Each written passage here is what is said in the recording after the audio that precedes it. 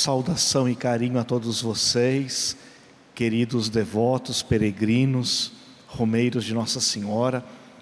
Nosso abraço sempre muito especial para você aí de casa.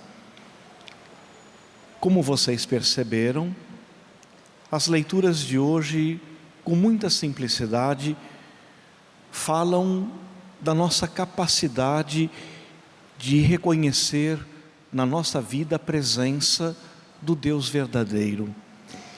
E essa capacidade, a capacidade de reconhecer que o Deus verdadeiro está de fato ao nosso lado, essa capacidade é também uma graça do Espírito Santo.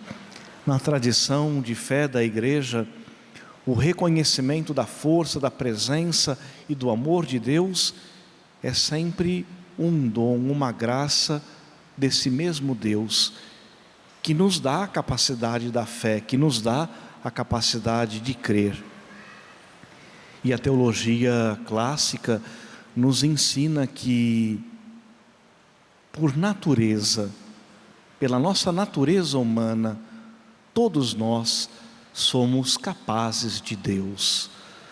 Somos capazes de, através de uma experiência profunda, reconhecer a presença, os sinais, o amor de Deus na nossa vida. E a primeira leitura faz isso de uma maneira muito significativa, mostrando exatamente a incapacidade de Salomão em continuar seguindo o Deus verdadeiro.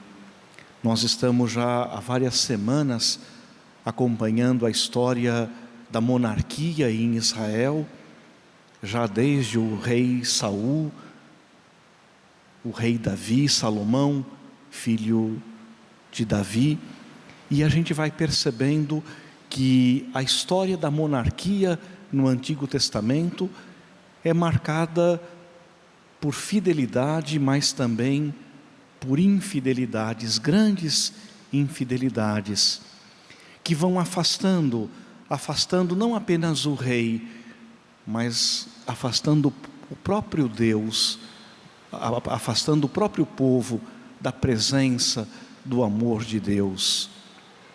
Essa é a falta de capacidade, essa é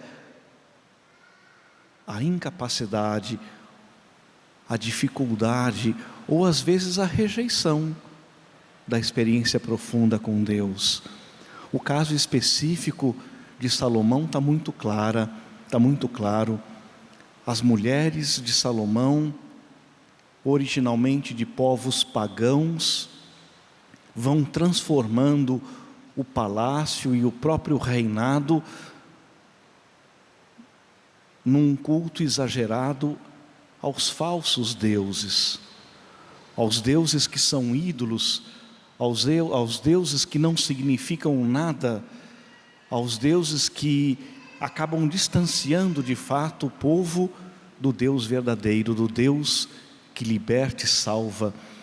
E na sequência da história de Israel, a gente vai ver, por exemplo, a divisão do reino, com as consequências do exílio e de tantas outras nações que vão invadindo o reino de Israel, que vão subjugando o povo de Deus, exatamente por causa disso, por essa distância, por essa incapacidade de reconhecer em Deus e só nele a nossa verdadeira força, coragem. A história do povo de Deus vai ser sempre essa história de aproximação e de distanciamento, onde a idolatria, a busca de deuses falsos, vai sempre distanciando o povo do verdadeiro culto a Deus. O Evangelho de hoje mostra um cenário muito diferente, mostra a história de uma mulher fenícia, de uma mulher que era pagã, ela que acreditava em deuses falsos, mas ouviu falar em Jesus e se aproximou dele. Algo em Jesus atraiu a fé, atraiu o coração daquela mulher que não pedia para si própria, mas que pedia para a sua filha, que tinha uma possessão demoníaca.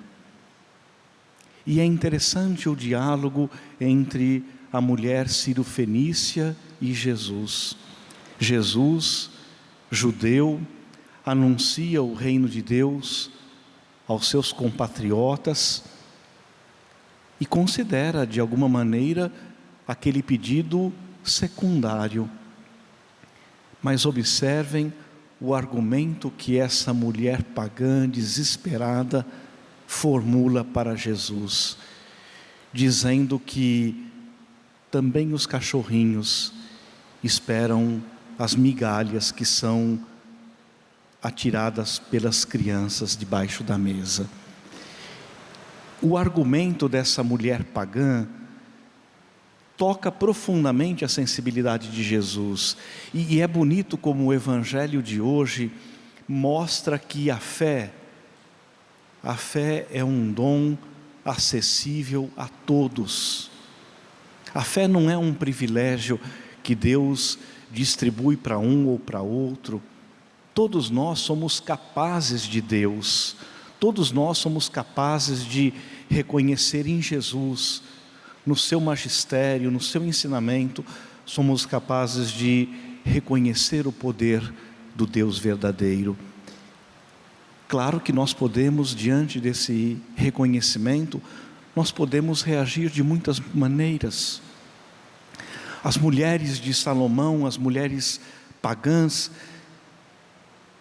desprezam a fé no verdadeiro Deus, se distanciam, não querem associar ao Deus verdadeiro, ao Deus que de fato nos cria, nos inspira os bons propósitos, diferente da mulher sírio-fenícia, dessa mulher que, mesmo vivendo à margem, numa religião pagã, ela que publicamente era uma mulher considerada indigna de Deus, ainda assim ela é atraída pelo ensinamento, pelas palavras, pela docilidade de Jesus. E é assim que o Evangelho mostra o início da vida pública, o início da pregação do Evangelho. Jesus vai atravessando muitas regiões. A região de Tiro e de Sidônia eram regiões conhecidamente pagãs. Os judeus inclusive evitavam frequentar essas regiões por preconceito. Jesus não tem preconceito daqueles que aparentemente estão distantes de Deus, ao contrário, Ele próprio se deixa sensibilizar pela fé dessa mulher, pela fé, pelo desespero desta mãe que busca em Deus a cura, a proteção, o socorro de sua filha. Hoje nós viemos visitar Nossa Senhora e o seu santuário. Hoje nós reservamos esse momento tão bonito de oração e queremos nos colocar diante de Jesus com a mesma fé desta mãe, com a mesma fé desta mulher que é capaz sim de olhar para Jesus e de reconhecer nele o Salvador de todos. Essa é a beleza da nossa fé. O cristianismo nos apresenta Jesus como o Salvador de todos. E nós não devemos viver como se fôssemos um povo simplesmente privilegiado ou que recebe exclusivamente o amor de Deus. Não. Deus ama a todos. Deus não faz separação de pessoas. Mas é preciso que eu desperte para a adesão. Deus espera sim a minha resposta sincera, generosa, gratuita. E essa resposta, a resposta de fé, ela pode ser dada na simplicidade da nossa vida. Vejam aqui no exemplo de hoje, essa mulher que se aproxima de Jesus com muita simplicidade, pedindo a Ele a cura, pedindo a Ele a graça, a proteção para sua filha. Estou vendo aqui na igreja muitas crianças nos colos de suas mães, dos seus pais. Hoje é dia de rezar pelos nossos filhos, suplicando proteção e saúde, para que nunca falte na nossa família as melhores bênçãos de Deus, as bênçãos do Deus verdadeiro, do Deus que de fato habita o nosso coração e a nossa vida. Que Nossa Senhora, Mãe de Deus e nossa, proteja sempre nossas famílias. Amém. Amém.